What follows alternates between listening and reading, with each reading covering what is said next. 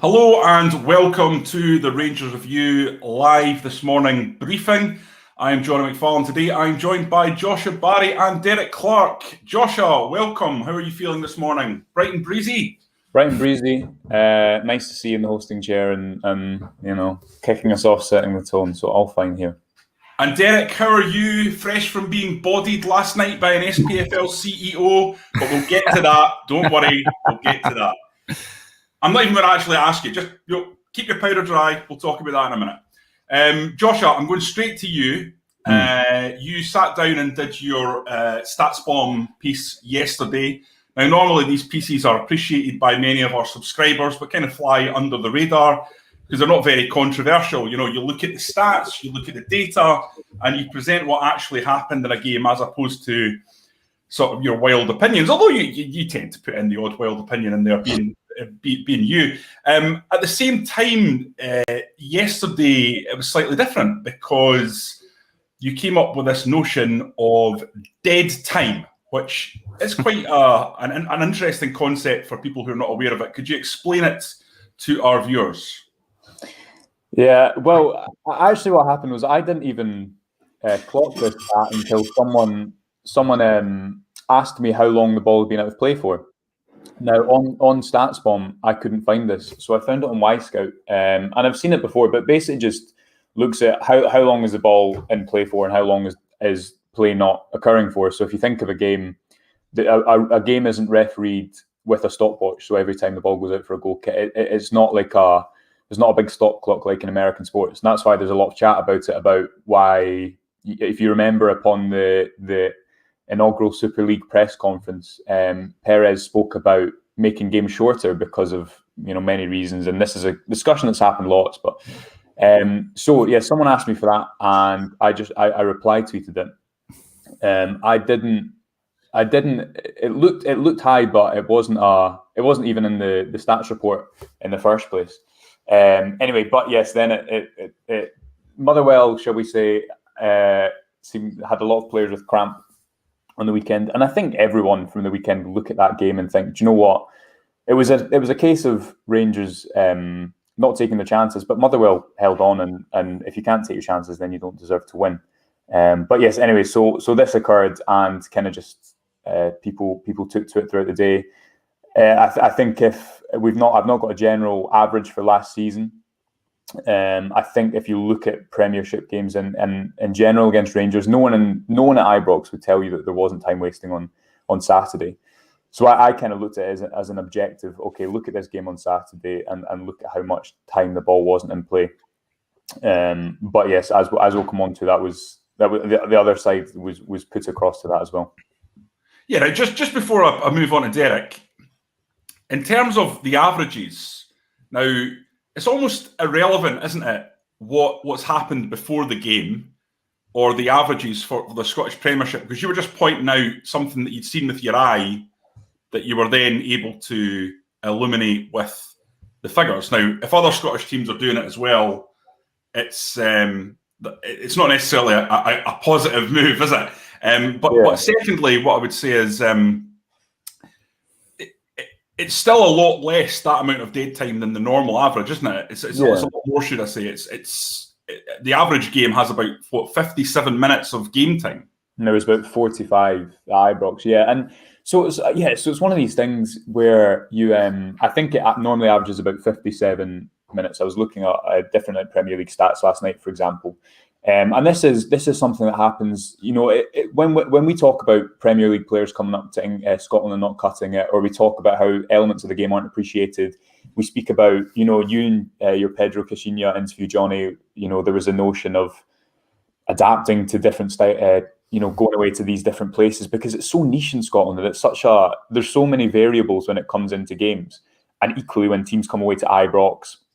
Rangers haven't lost to Ibrox in the league in so long, and Motherwell did a job on them. We've got a piece up on the site today that looks at how they managed to really intelligently create space, although Rangers should have defended better for the goal. So yeah, it was kind of just looked at in our objective view of, look, here there was 45 minutes of play of, I think, 96 minutes at Ibrox. I don't know if it was actually done on 90 minutes.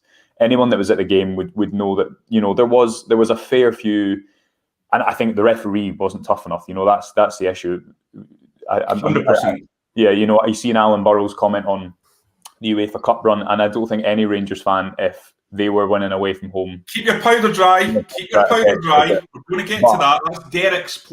You're getting stuck into the stats, my lad. Yeah. So anyway, yes. So it wasn't necessarily. I didn't put it across as an opinion of this is a ridiculously high stat, but I think if you look at that game objectively, if you watch the game back, and I don't fancy watching the game back and counting how many seconds were, because I've watched that game enough being once. But I think if you look at that from Ibrox, you would say there was a fair amount of dubious time wasting. But equally, in turn, I don't think many Rangers fans, when in the cold light of day, would criticise Motherwell for what they're trying to do, which is get a point. If it was the other way around, as we'll discuss, that's just football. It's opinions and it's volatile because people care about it and follow their clubs. So yeah, that was it from my point of view. Yeah, Motherwell are entitled to do that, and it's not Motherwell's fault. They're a smaller team going to a bigger team, and they're entitled to do whatever they can to redress the balance in terms of the quality in the squads. Yeah, it's up to the referee to manage that properly, and Stephen McLean didn't manage it properly. I don't think anyone watching the game could dispute that. And certainly, I think what the other element of it is, if Rangers go to Lyon in the last game of the Europa League needing a result and shithouse their way to a 0-0 draw, there'll be nobody complaining about any of that. Apologies for my language there. I just couldn't help letting that slip out at 9:30 this morning. Derek, right, we come to you. You obviously commented on this dead time issue, and you put a tweet out saying, of the 97 minutes played yesterday, only 46 was actually spent playing football, and a wee eye-rolling emoji to boot. This didn't go down too well with Motherwell CEO Alan Burrows, who I think everyone knows is a top guy and likes to interact on Twitter with fans and media and anyone that basically has an opinion on football. He's pretty good. And he came back. He obviously had his Y-Scout guys or his analysis guys busy at work trying to find out what actually happened here. And he tweeted back to you, you do realise that Rangers' last SPFL match prior to Sunday, the dead time number was actually 53.42. And sort of continued with a number of comments about the overall dead time being actually less than the average, taking out the Celtic game for games against Rangers. I think, Alan, more than anything else, just want to put a wee bit of context in, give you a wee bit of a body in, Derek. What was your response to that? I found it quite funny, to be honest. It's I'm not too sure. He's trying to paint Motherwell in a better light, of course. From I mean, we all seen it with our own eyes. Motherwell were quite right to time waste it on Sunday. It was nowhere near the time wasting I saw on Saturday, right enough, when I covered Bolton Rotherham, when the Bolton manager was booked for trying to retrieve the ball for the Rotherham dugout, and a guy behind the Rotherham goal waving a flag actually ran on the park and got the ball and put it down in the 6-yard box for the goalie to hurry up. So it was World Cup levels of time wasting on Saturday. So it was nowhere near that on Sunday. However, they were in the right to time waste. They got, once they got that equaliser, the referee failed to clamp down on it. And if you're failing to clamp down, then you can't blame him, as you boys are saying. You'd quite happy see it if it was Rangers away to Lyon, as you mentioned, or any other team to see out a game. So I don't blame Motherwell for it. That being said, as a spectacle for a neutral, if you're trying to showcase Scottish football, it's not. It doesn't make good reading, does it? And I know Alan highlighted the fact that there was more dead time at McDermott Park against St Johnstone. I'm not too sure that I mean, it's I know what he's trying to say, but he's trying to protect his club. But at the end of the day, it doesn't paint a good light on Scottish football, does it? Johnny, can I just say as well, you see that game on Sunday, from about 10 minutes to 55-ish, it was intense from Rangers' point of view, and that I think is important in terms of Stephen Gerrard was sprinting out. I put in my colour piece after the game. Stephen Gerrard was sprinting out of his box to keep the pressure on at about 20 minutes in, which felt like something you see 20 minutes from the end of the game. Yeah, I think you look at that and you look at the amount of chances Rangers had, half chances, and if you look at the trend line, the kind of continuous, I think they averaged the shot until the goal. They averaged the shot every 3 minutes. It was, so it was that comes into it as well. If you look at the game at McDermott Park, and it certainly was not the same from Rangers' point of view. So I think it's just important to mention that from about 10 minutes on, after Tony Watt had the chance to open the scoring, actually, Rangers certainly picked up, and were little things like throw-ins and starting the game as quickly as he could to try and retain the pressure. But as good as Rangers won that first half, I thought Motherwell were pretty good in the second half and were deserving of the point, actually. I tweeted that at the end of the game as well. I thought they were deserving of their point as well, because it came with a game plan and it was executed. Rangers failed to... they lacked that cutting edge and being clinical in front of goal, so they've only themselves to blame for not taking all 3 points. But Motherwell did their jobs and they came away with a deserving point, I reckon. So, yeah, and it wasn't as if Motherwell didn't have other chances either. I mean, they did create throughout the game. It wasn't a complete siege, although Rangers were excellent and built up play really well and created a lot of half chances in that first half. Looked full of zip and energy. Motherwell still did look like they could cause and inflict damage, and ultimately did. I'm going to end this with a couple of quotes here from Alan Burrows. He's quite right. He said, "I recall one particular European run to UEFA Cup final that involved a quite magnificent show of beep housery in almost every round from the team involved." And that's a fair point. These things are always either tactical masterclass or horrific football, depending on which side of the team which team you're supporting in the game.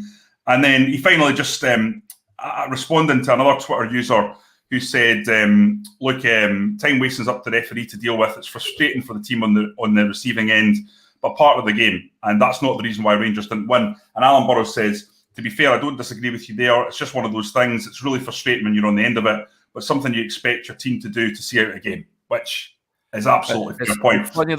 Somebody responded to him saying, "Your time weighs slightly less than St Johnstone. Worth a trophy, surely." That's what we're dealing with here. But I think dead time is going to be the big thing now. I think that's what everyone's going to be asking Joshua to investigate. I know. What have I done? Well, certainly, I'm sure there's going to be a few Y Scout subscriptions taken out by Motherwell fans so they can batter you with Europa League stats, Derek, if Rangers dead time gets a little bit dodgy. Right, let's move on away from this nonsense, Twitter nonsense, and address some of the points being made here from the guys who are watching. James Strachan says, "Hi boys from Australia. Sad to see Rangers drop 2 points at home. Celtic get no points. We should be 6 points ahead of them." Ewan says, "I thought Roof was really poor on Sunday." I think that's a little hard, Ewan. I didn't think he was great, but Joshua, on that one, you're a big fan of Kmart Roof. You've kind of got a bit of a blind spot almost for him, because even when he is bad, you defend him. What did you think of the game? Because he's not bad. Not well. I think what Roof is, I thought he was okay. I thought he picked up a lot of pockets of space. You look at the lead up to the goal, and it's his quick thinking that plays it through to Sakala. He should score at the start of the second half. It wasn't his best game, but you look at when he came in against St Johnstone, and in that terrible first half, he's just created chances for himself. So I think the thing with Roof is he rarely with Morelos, you could sometimes level at him, and I think it's off the ball as well. Roof made 16 pressures against St Johnstone, and Kent and Morelos made 10 between them. So that kind of tells you a lot about their work off the ball. So yeah, I thought it was a 6 out of 10.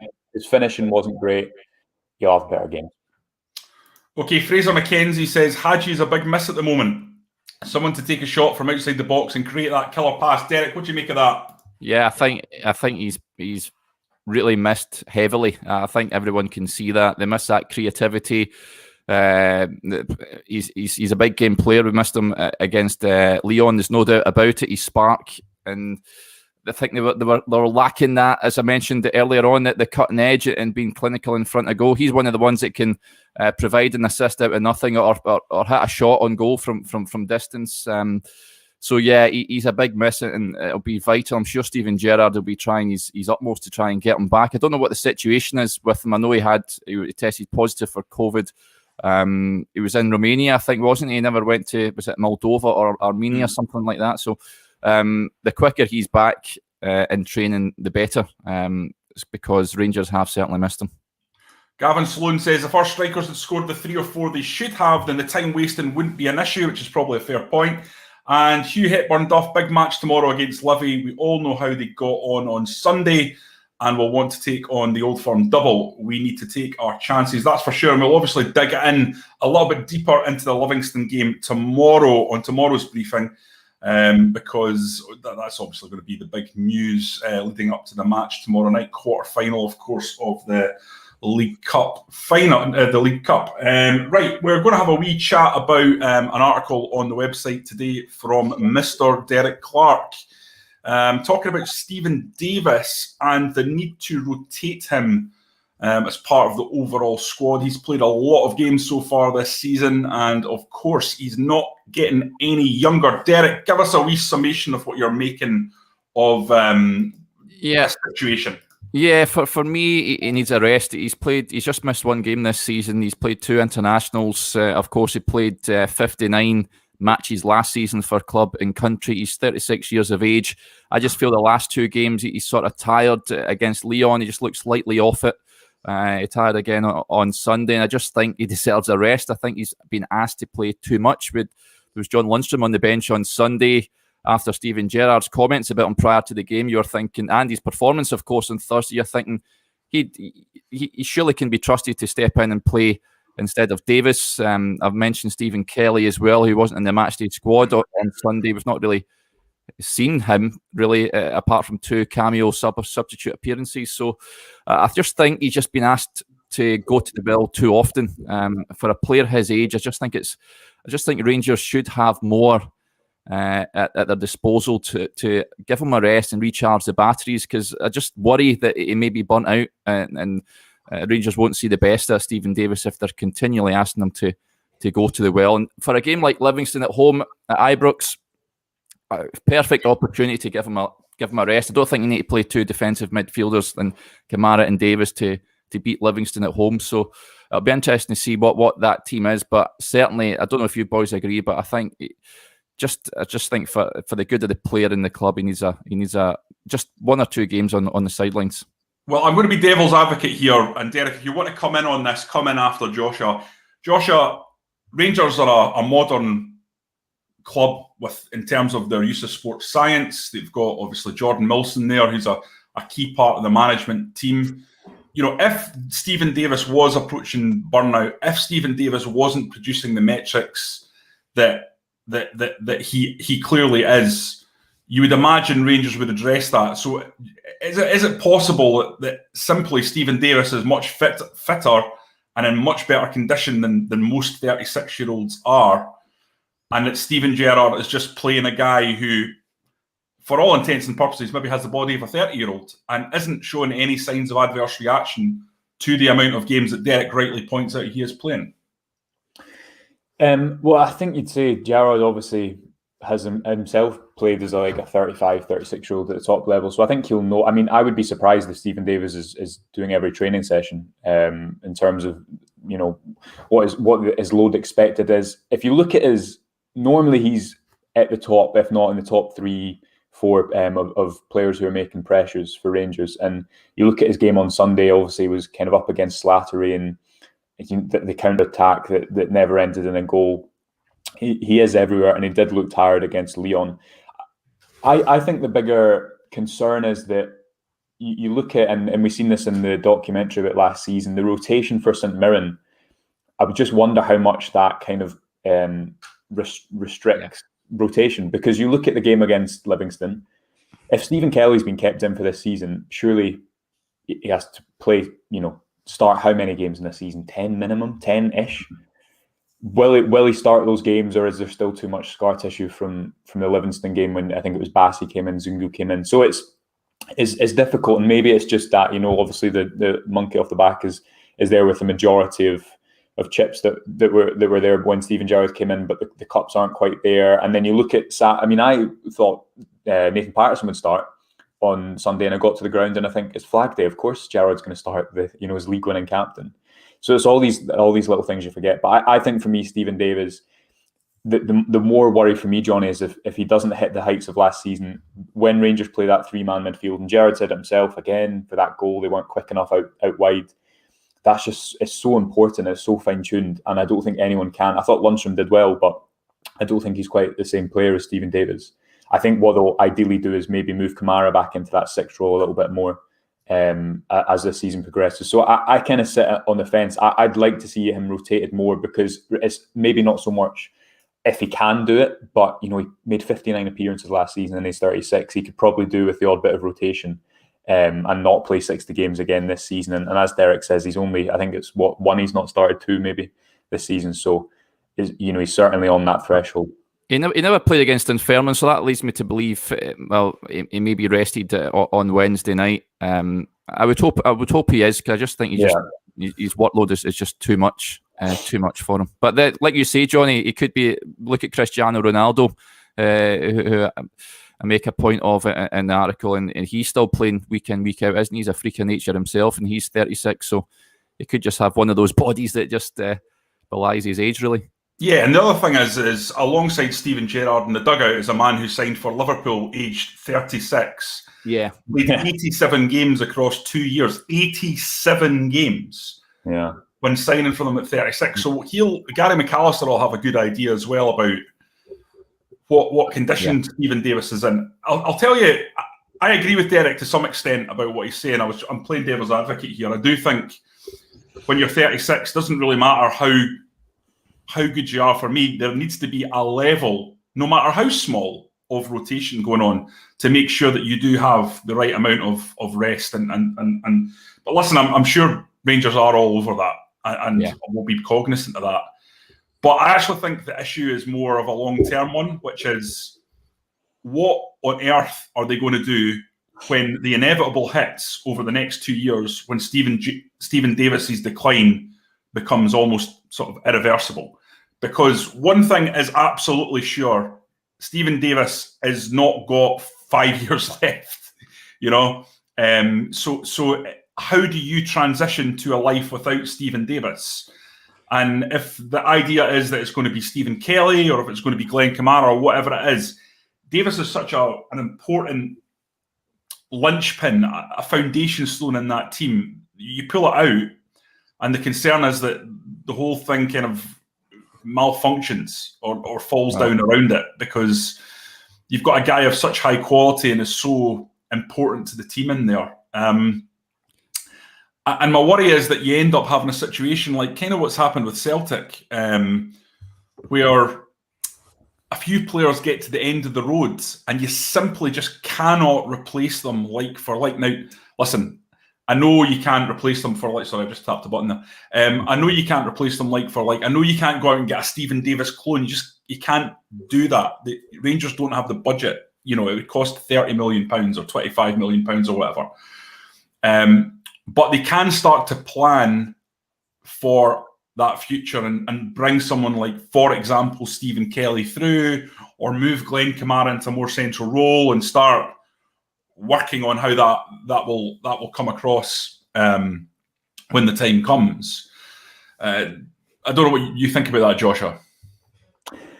And also I've seen a message here about a fully fit Jack will fill that void, and I tend to think like that. Jack and Kamara axis has worked quite well. I think Jack's improved at the base of midfield. I know some people prefer him as an 8.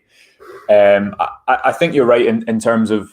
I mean, this is literally Ross Wilson's remit, and I'm sure that the contingency plans are there. And if Stephen Kelly's been kept around this season, you'd imagine that they're a part of that. But it's hard to, I guess, always keep that consistent, because results is it's a results business before a development business first and foremost. Replacing Stephen Davis would take a lot of money. It would take a lot of money. So I don't know, but you look at Celtic at the weekend, and without Callum McGregor on that side, there's a real dependence on him in terms of how they play, how they move the ball through the midfield, how they get the ball out from the back. For me, Stephen Davis, with and without the ball, is turned into since he returned, such an important player in that team. But I'd like to see Kamara more in that void, and then maybe him slightly deeper than Jack with Aribo on the left. Aribo, Rangers played with like a front 6 almost at the weekend. So it was quite remarkable looking at on your stats bomb report.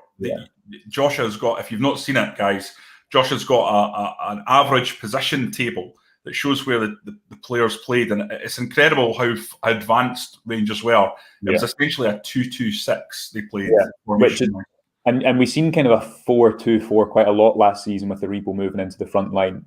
But the thing for me is you see Aribo for that goal and he's a little bit, not quite sharp enough, but he's also effectively playing as an attacker the whole game. So it's that balance that I think is still being fine-tuned this season, and we'll see. I mean, he's a whole other topic of conversation for another day. But I'm quite confident that Aribo will have a great season once he just is that little bit more incisive, and he'll help the balanced midfield as well if the team aren't so reliant on him going forward, because that front six was quite remarkable, and the balance maybe just wasn't quite there.